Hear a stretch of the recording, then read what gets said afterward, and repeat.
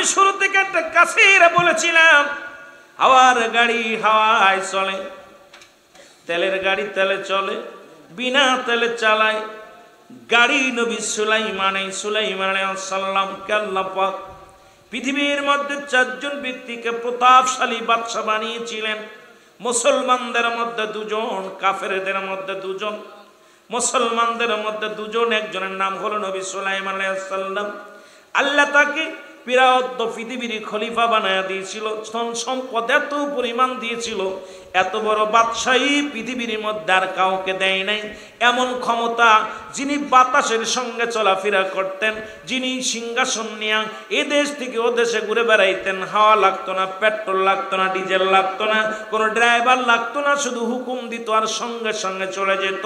আর একজন ব্যক্তি মুসলমানদের মধ্যে মুসলমান, শুনে নেন, যার নাম আপনারা শুনেছেন ইতিপূর্বে, আমি আজকেও জানিয়ে দিয়ে যাই, মুসলমানদের মধ্যে 2 জন ধন সম্পদ আলা বিশাল ব্যক্তি রাজত্ব আল্লাহ দান করেছিল যাদেরকে, তাদের মধ্যে আরেকজন হলো বাদশা জুলকারনাইন।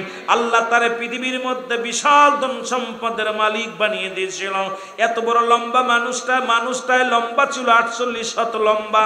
জোরে জোরে চিল্লায় বলা যাবে না সুবহানাল্লাহ। এই মানুষটা লম্বা ছিল 48 হাত। হায়াত পৃথিবীর মধ্যে, এ মুসলমান গভীর মনোযোগ, 12,000 মাইল।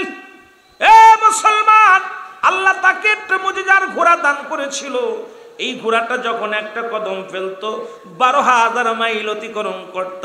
এই ব্যক্তির, মুসলমান, এই পৃথিবীর মধ্যে হায়াত পেয়েছিল 1600 বছর হায়াত দান করেছিল। আল্লাহ পাক তারে কত বছর দান করেছিল?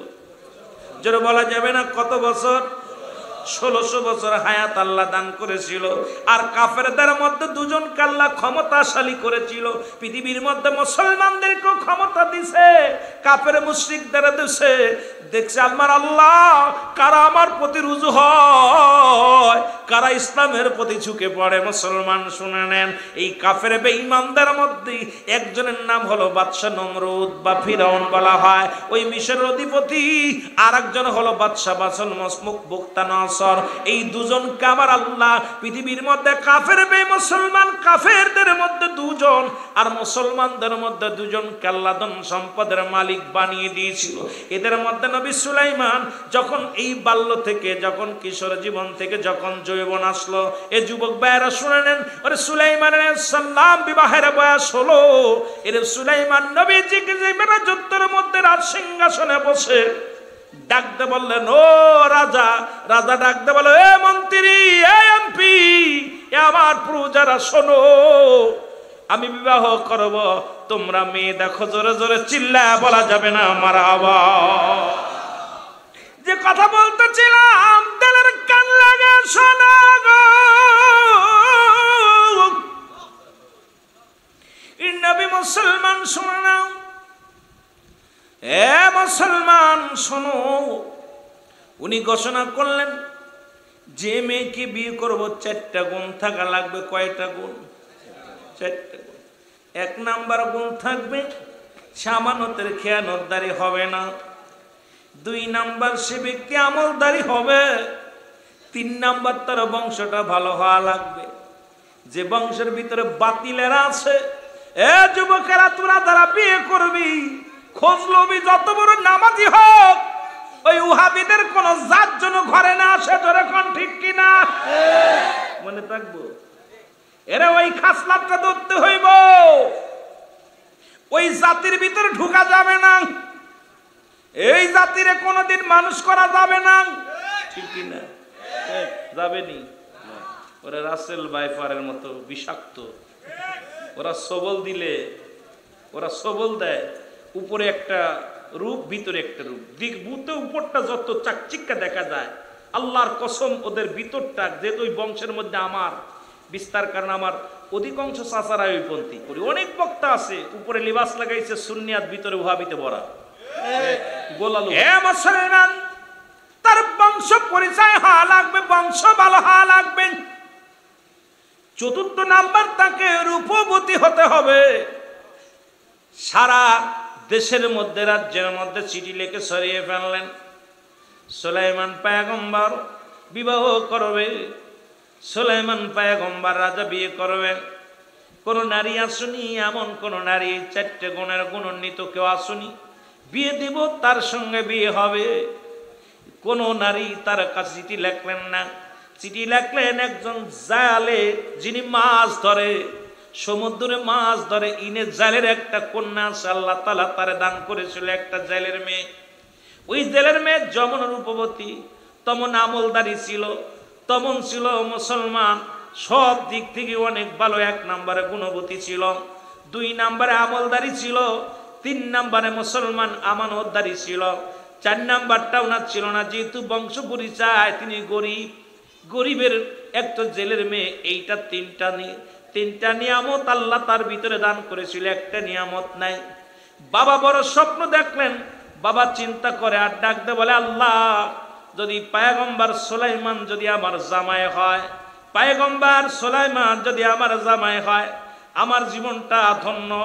কারণ এই পৃথিবীর মধ্যে, এই রাজত্বের মধ্যে সুলাইমান পয়গম্বর যত নামাজি, যত বুজুর্গ, যত আল্লাহওয়ালা, এমন একজন পুরুষ যদি আমার জামাতা হয়, আমার জীবন ধন্য।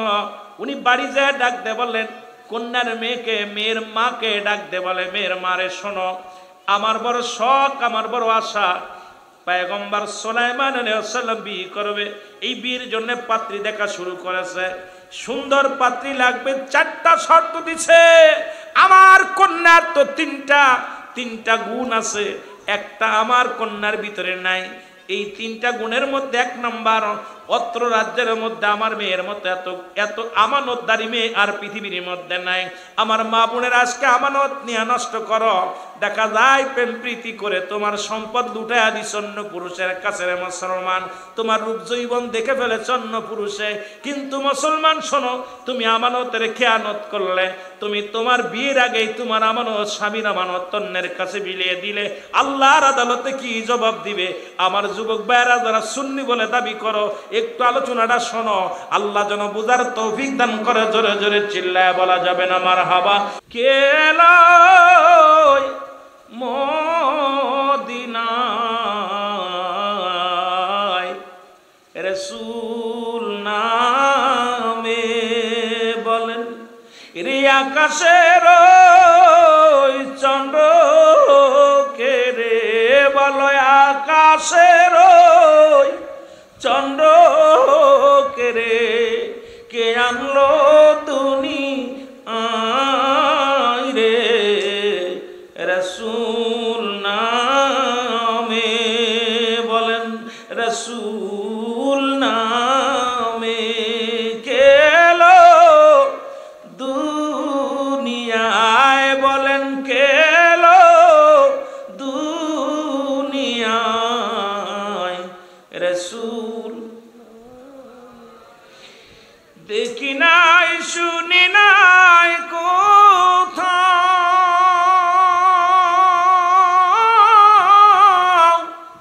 মানুষে কান্দে মানুষের ব্যথায় রে,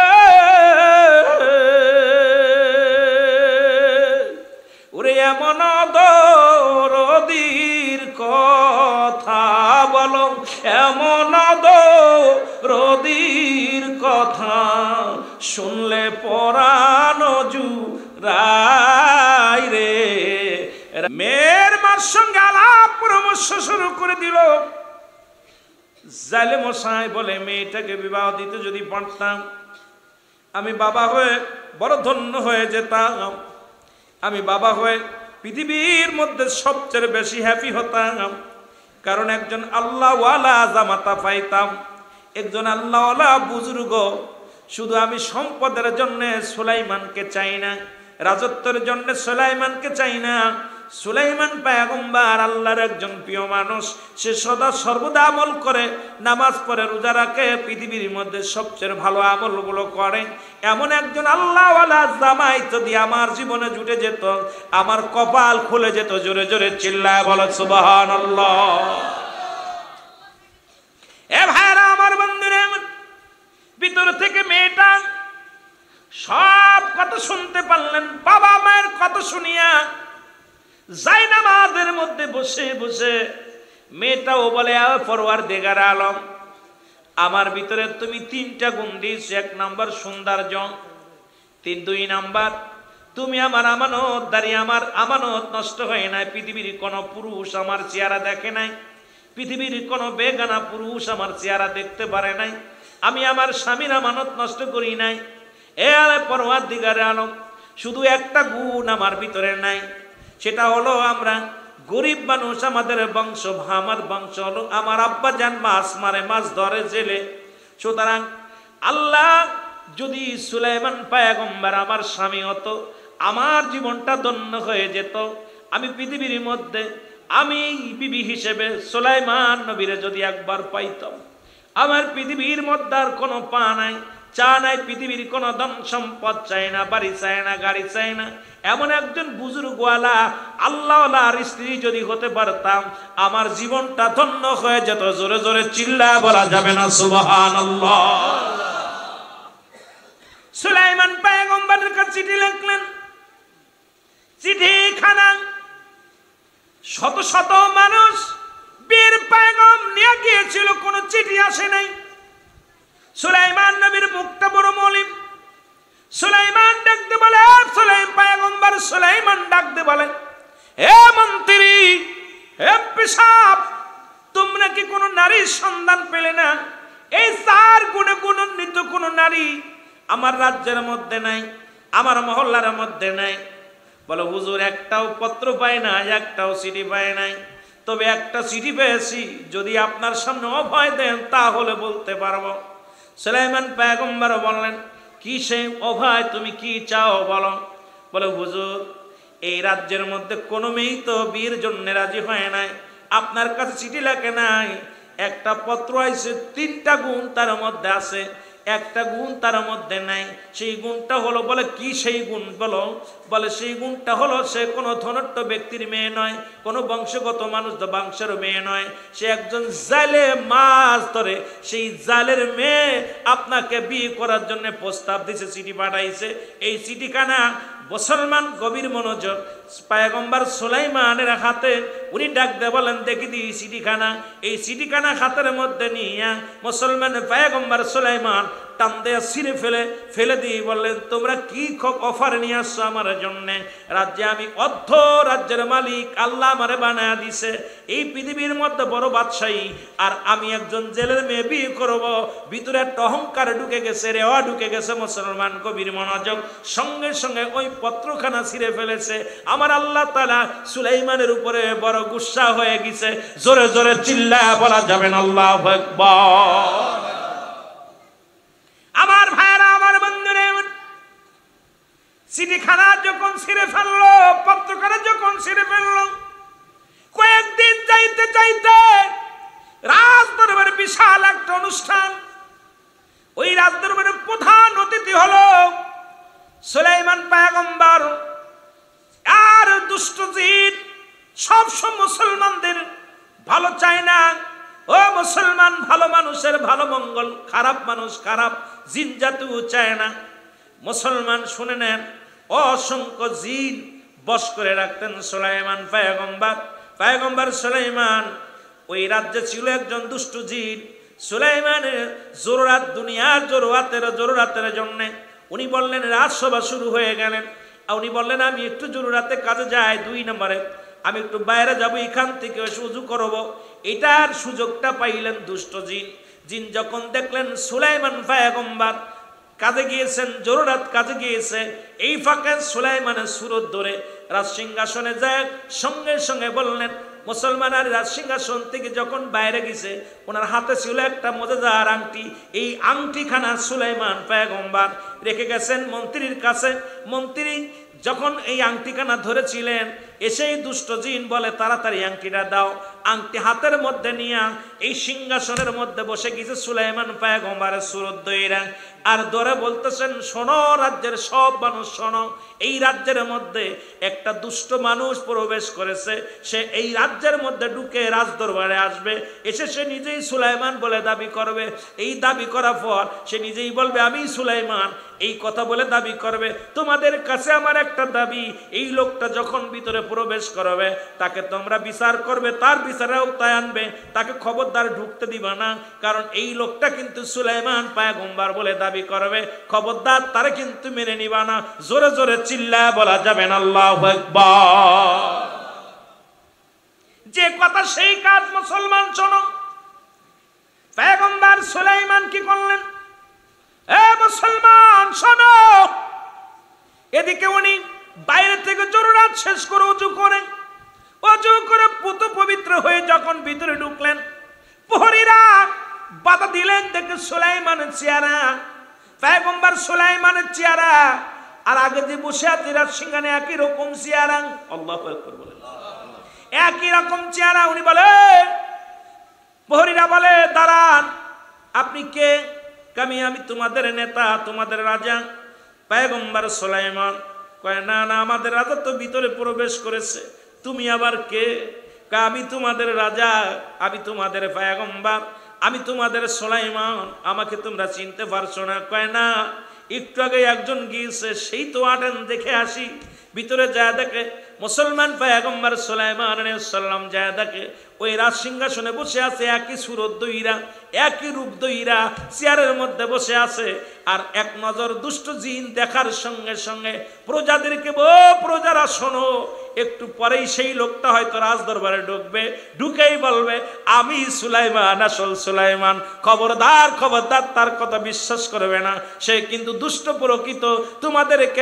তোমাদেরকে ক্ষতি করার জন্যে এই মহল্লার মধ্যে, সমাজের মধ্যে তিনি আবির্ভাব হয়েছে, তাকেই তোমরা হেঁটাও। জোরে জোরে চিল্লায় বলো আল্লাহু আকবার।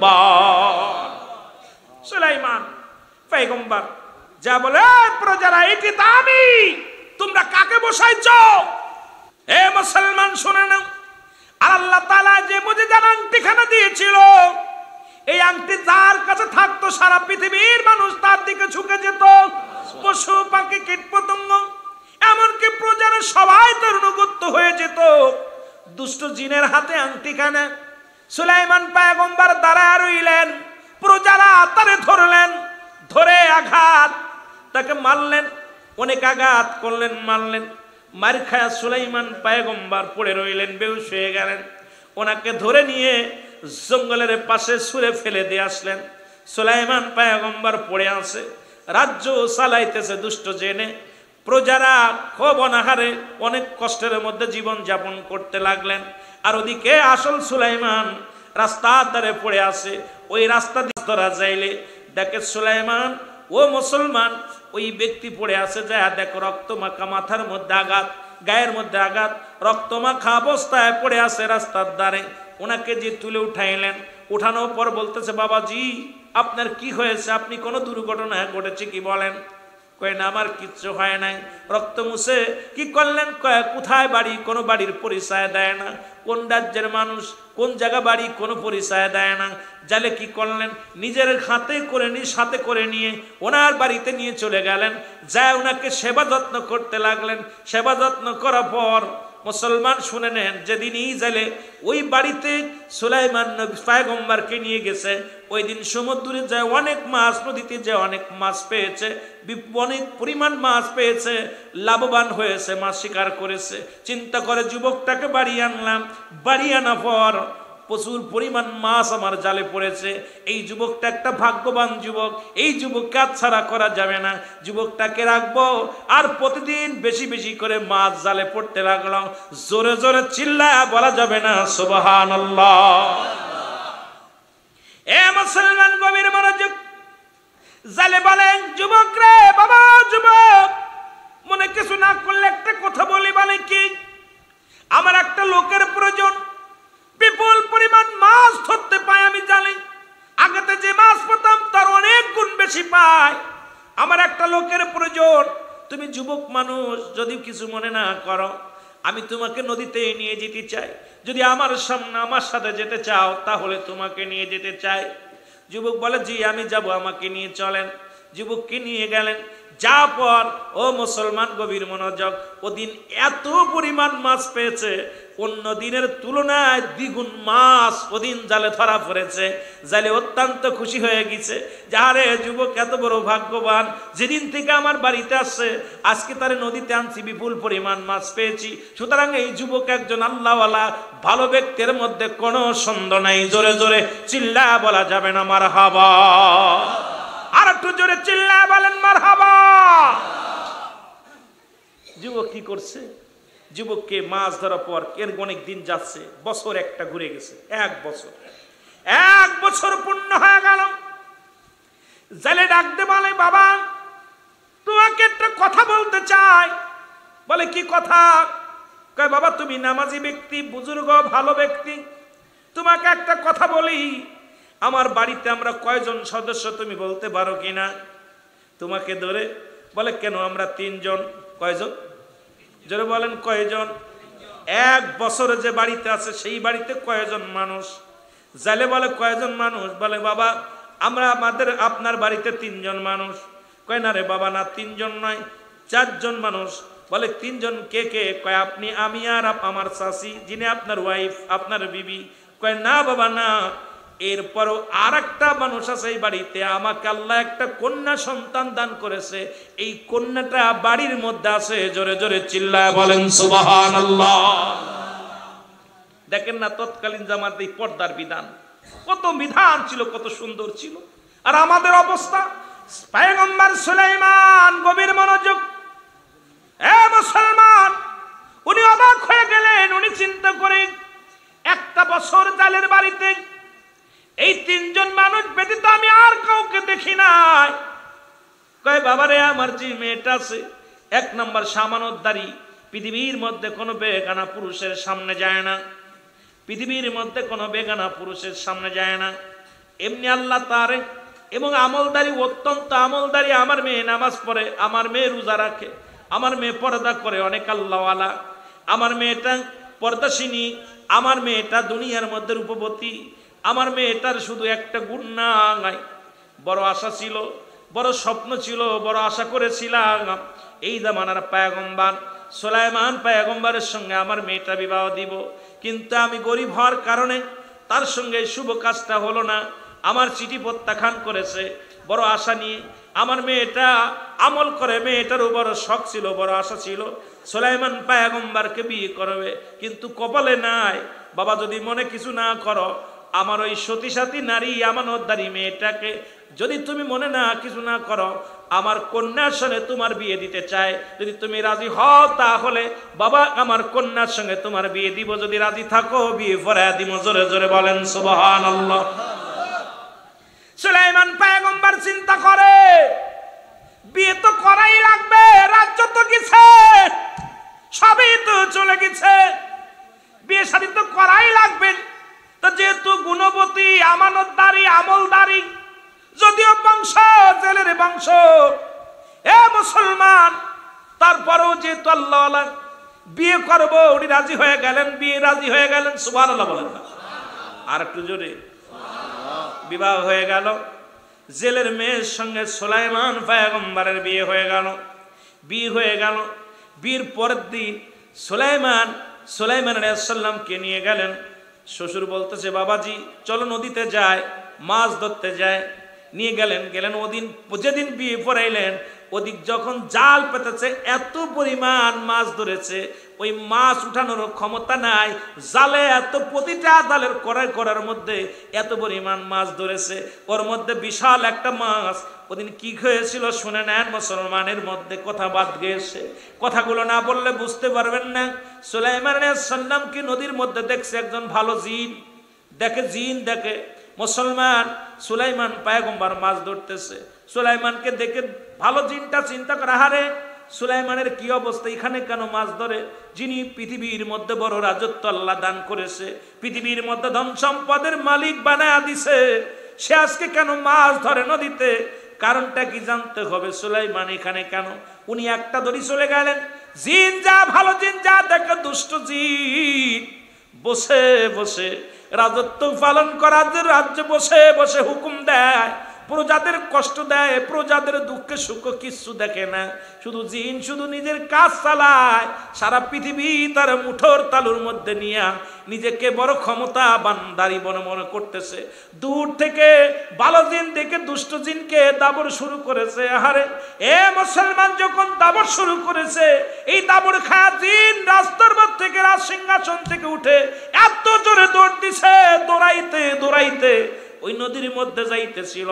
ওই দুষ্ট জিন কি করছে, সুলাইমান আলাইহিস সালামের হাতের ওই আংটিখানা পানির মধ্যে ফেলে দিছে। জোরে জোরে চিল্লায় বলা যাবে না মারহাবা।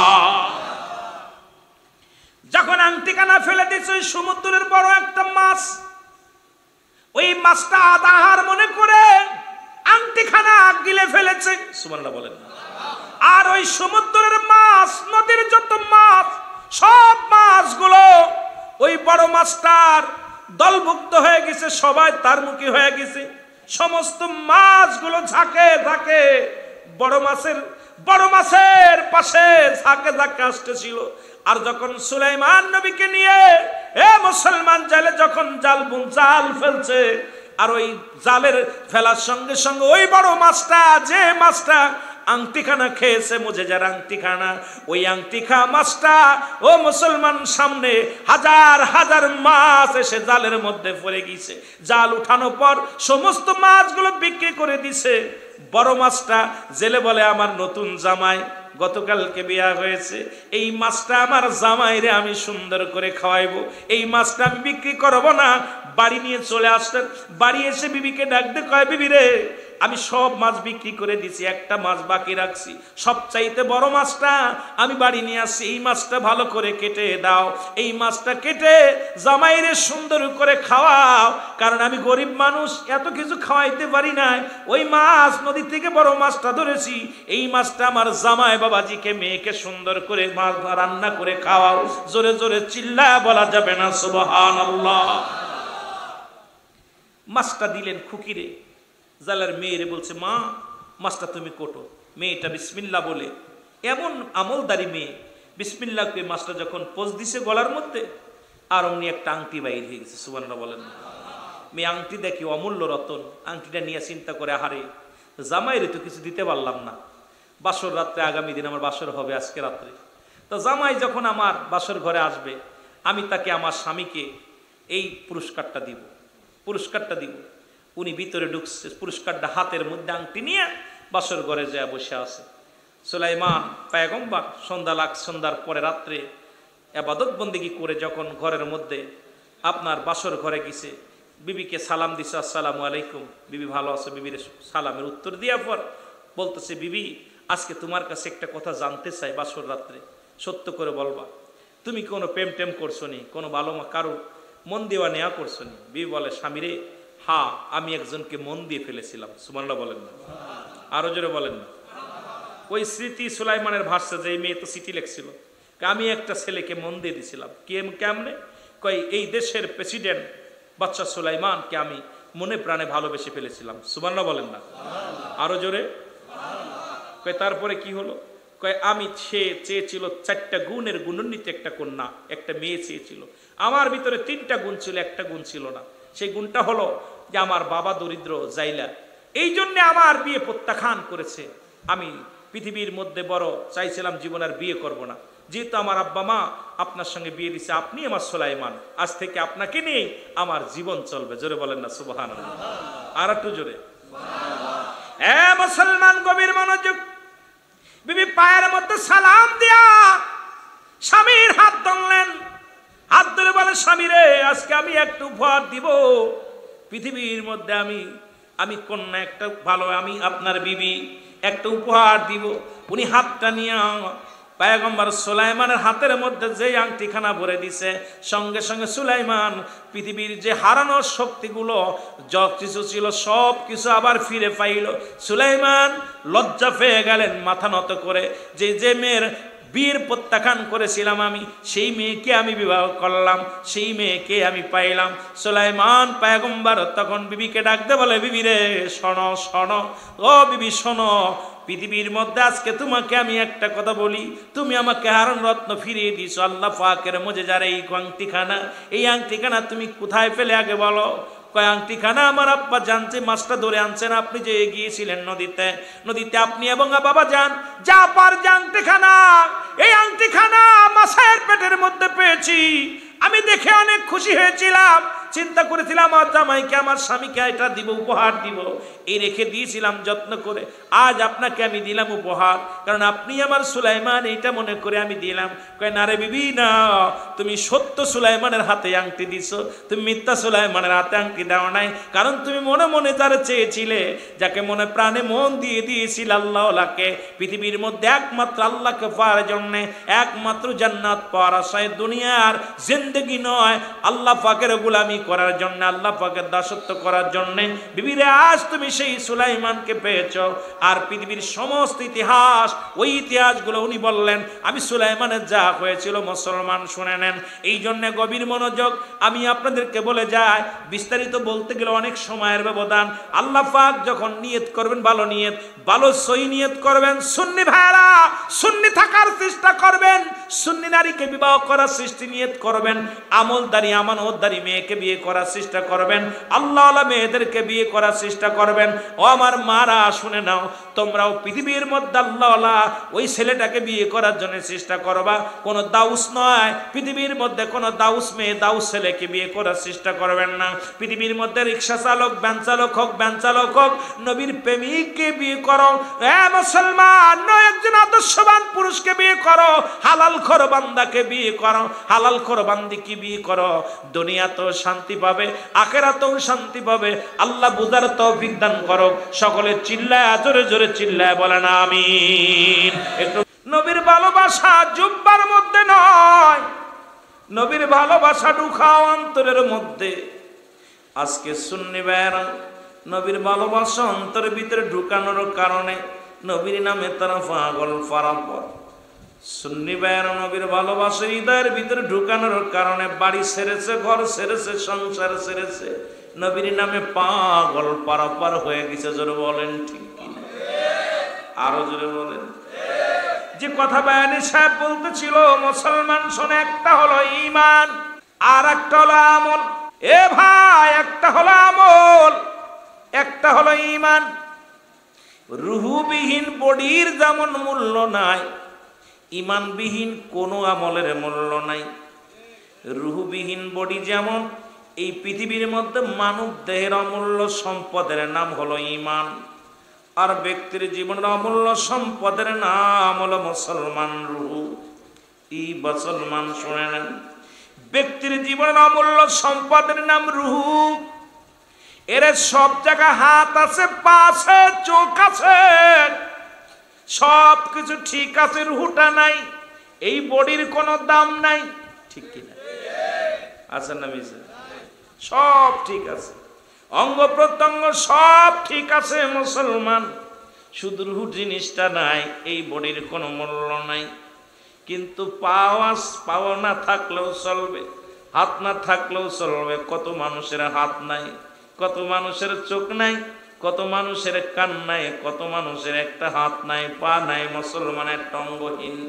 মুসলমান তবু রুহু থাকার কারণে ওই ব্যক্তি জিন্দা, ওই বডির দাম আছে। মুসলমান ঈমানবিহীন কোনো আমলের মূল্য নাই। এখন আজকে আমাদের সমাজে ঈমান আছে, আমল নাই। ঈমানটার আগে বুঝতে হবে, যেটা বায়ানী ভাই বোঝাইতেছিল, মুসলমান শুনে নাও, গভীর মনোযোগ। ঈমান, নামাজ পড়েছেন এটার নাম আমল, রোজা রাখছেন এটার নাম আমল, পাগড়ি বাঁধছেন এটার নাম আমল, হজ করেছেন এটার নাম আমল, যাকাত দিছেন এটার নাম আমল। পৃথিবীর মধ্যে আমল করেছেন, কিন্তু ঈমান নাই। ঈমানটা হলো নবী মুহাম্মদুর রাসূলুল্লাহ সাল্লাল্লাহু আলাইহি ওয়াসাল্লাম। যার ভিতরে নবী নাই, ওই ব্যক্তির আমলের কোনো দাম নাই। জোরে জোরে বলেন ঠিক কিনা? তোর নাম শুনিয়া হইলাম গো পাগল, দিদার পাইলাম না তোমার নাম। এবার কয় মুসলমান, আবার একদল কয় নবী মারা গেছে, ওফাতে খায়রুল লাকুম, নবী কয় নবী ইন্তেকাল করছে। এ মুসলমান শুনে নাও, দিলের কান্ডা লাগা শোনো। নবী কয় উম্মতিরা শোনো, এই দুনিয়া থেকে বিদায় নিলাম, এটা উম্মতের কল্যাণের জন্য। নবী দুনিয়াতে আসছে নবী উম্মতের কল্যাণের জন্য, আবার দুনিয়া থেকে বিদায় নিছে নবী উম্মতের কল্যাণের জন্য। নবী কয় উম্মতিরা রে, এই দুনিয়া থেকে বিদায় নেওয়াটা আমার উম্মতের জন্য, তোমাদের জন্য। কোন উম্মত পৃথিবীর মধ্যে যদি কোনো ভালো কর্ম করে, আমি নবীর সঙ্গে সঙ্গে আল্লাহর দরবারে প্রশংসা করি উম্মতের হইয়া। আল্লাহ চট্টগ্রামের জমিনের অমুক ব্যক্তি তমুক ব্যক্তি জান্নাতের বাগান সাজাইয়া, ওই জান্নাতের ভিতরে দুরূদ পড়েছে, মিলাদ পড়েছে, কিয়াম করেছে, দোয়া করেছে, কোরআন তেলাওয়াত করেছে, ভালো কর্ম করলে নামাজ পড়েছে, রোজা করেছে, জিকির করেছে, সঙ্গে সঙ্গে আল্লাহর দরবারে প্রশংসা করে আমার নবী। আরে আমার নবী ডাকতে কয় মুসলমান মামায়াতি খায়রুল লাকুম, নবী কয় উম্মতিরা শোনো, নবী কয় উম্মতিরা গো, যদি পৃথিবীর মধ্যে কোন উম্মত গুনাহের কাজ করে, সঙ্গে সঙ্গে আমি নবী আমি আল্লাহর দরবারে ইস্তিগফার করি আর বলি আল্লাহ অমুক গ্রামে অমুক ব্যক্তি গুনাহ করেছে, তুমি তারে মাফ করে দাও। সুতরাং এমন নবী কয়জন পৃথিবীর মধ্যে পাবি? এমন নবী নসিব গুণে ভাগ্য গুণে একজনকেই পেয়েছি রে মুসলমান। কি কান্দে কার জন্য এই পৃথিবীর মধ্যে থেকে কানলেন নবী, পৃথিবীর মধ্যে সে কানলেন উম্মতের মায়ায়, পৃথিবী থেকে বিদায় নিয়ে শুয়ে আছে উম্মতের মায়ায় কান্দে। জোরে জোরে চিল্লায়া বলা যাবে না মারহাবা। এই বাতিলদের আমরা বুঝাইতে পারি না, এই বাতিলেরা শোন, কারণ আমার নবী কয় আমি ওফাত হয়েছে, আমি ইন্তেকাল করেছি, বিদায় নিছি, এটা আমার উম্মতের কল্যাণের জন্য। যদি কল্যাণ না থাকতো আমি নবী বিদায় নিতাম না, কারণ এপারে উম্মতিদের শান্তির জন্য এসেছি, ওপারেও শান্তির জন্য আমি ঘুমায়া গেছি, কারণ ওখানে আমার উম্মতিদেরকে আমি নিয়ে যাব জান্নাতে। জোরে বলা যাবে না মারহাবা? আরো জোরে বলেন না মারহাবা। আরে এমন নবীর প্রশংসা করলে ভালো লাগে কি লাগে না? কথা বলেন, লাগে কি লাগে না? আহা বুকারাম, এই বুকাদেরকে কি খায়া কিতাব পড়ছে, কি খায়া কোরআন পড়ছে, হাদিস পড়ছে, বুঝি আসে না, বড় কষ্ট লাগে। নবীজি বলতেছেন আমি আমার উম্মতরা যখন গুনাহের কাজ করে আমি আল্লাহর দরবারে ইস্তিগফার করি, উম্মতের উপরে আল্লাহ অন্যায় করে ছেলে মাফসায় বাবায়, অন্যায় করে গ্রামের ছেলে মাফসায় চেয়ারম্যান মেম্বার যায়, আমি অন্যায় করি, আমার নবী ক্ষমা চায় আল্লাহর কাছে। এই পৃথিবীর মধ্যে এমন নবী ভাগ্য গুণে নসিব গুণে একজন পেয়েছি। জোরে বলেন ঠিক কিনা? আরো জোরে বলেন ঠিক কিনা? ওরে মানব বেশে কে আইলো রে, কে আইলো ওই মদিনায়, সদাই নবী কান্তেন বসে উম্মতের বেদনায়। মানব বেশে কে আইলো রে, কে আইলো ওই মদিনায়, মায়া মেনার কোলে নবী সিজদায় কান্দে উম্মতি, মায়া মেনার কোলে নবী কান্দেন নবী ইয়া উম্মতি, শিশু নবী কাঁদছেন সেদিন, শিশু নবী কাঁদছেন সেদিন উম্মতের বেদনায়। মানব বেশে কে আইলো রে, কে আইলো ওই মদিনায়, জান্নাতের আশায় নবী ফুরিয়াত করে নাই একদিনও, কাঞ্চন সদাই উম্মতের মায়ায়, কাঞ্চন সদাই উম্মতের মায়ায়, উম্মত না যাই জন দোজকে হায়। মানব বেশে কে আইলো রে, কে আইলো ওই মদিনায়, ওরে সিজদায় পড়ে কাঁদছেন নবী, সিজদায় পড়ে কাঁদছেন নবী উম্মতের বেদনায়। মানব বেশে কে আইলো রে, কে আইলো ওই মদিনায়। আর নবীবিহীন আল্লাহ পাওয়া যাবে না। এই জন্য আমার ফতুয়া হলো নবীকে মাইনাস করে যারা আল্লাহকে পাইতে চায় এরা কি কাফের? এতদিন কাফের দেখছেন, কাফের দেখছেন, আল্লাহ কাফেরদের আগে চিনা লাগবে। এরা দাড়ি টুপি জুব্বা পাগড়ি সব ঠিক আছে, নবীজির লিবাস গুলো সব ঠিক আছে, কিন্তু অন্তরের ভিতরে নবী নাই, অন্তরের ভিতরে নবীর দুশ্মনে রাসূল। ওই জামানায় ছিল একদল মিনান নাস মানুষের মধ্যে মায়া করুক, তারা বলবে আমান্না তার ঈমান আনছে বিল্লাহি, আল্লাহর প্রতি, অবিলাউমিল আখির, আখিরাতের প্রতি বিশ্বাস স্থাপন করছে। মা মুমিনিন, একদল ছিল তারা মুমিন ভেসে রাসূলের কদমে যেতেন, মুমিন সেজে, মুত্তাকিন সেজে। আমাদের বাংলাদেশে চট্টগ্রামের জমিনে একদল লিবাসদারি বলে আমরা ইসলামের ধারক বাহক, ইসলামের ধারক বাহক, ইসলামের রাহবার। আল্লাহর কসম, তাদের ভিতরে নবী নাই। এরা হলো দুশ্মনে রাসূল। জোরে বলেন ঠিক কিনা? এরা হলো দুশ্মনে। আজকে আমাকে মোবাইলে একজন চট্টগ্রামের এক ভাই খুব গালাগালি করলো। আমার মেহেদি হাসান ধরছে, আমার আপনাদের যে ইসলামী ওয়াজ টিভির মালিক উনিও ধরছে ফোনটা। আমি অসুস্থ, কথা বলতে পারতেছি না। উনি আমার এমন যারা আমাদের অমকের অমক কথা বলছেন, অমকের অমক কথা বলতেছেন। ঘটনাটা কি?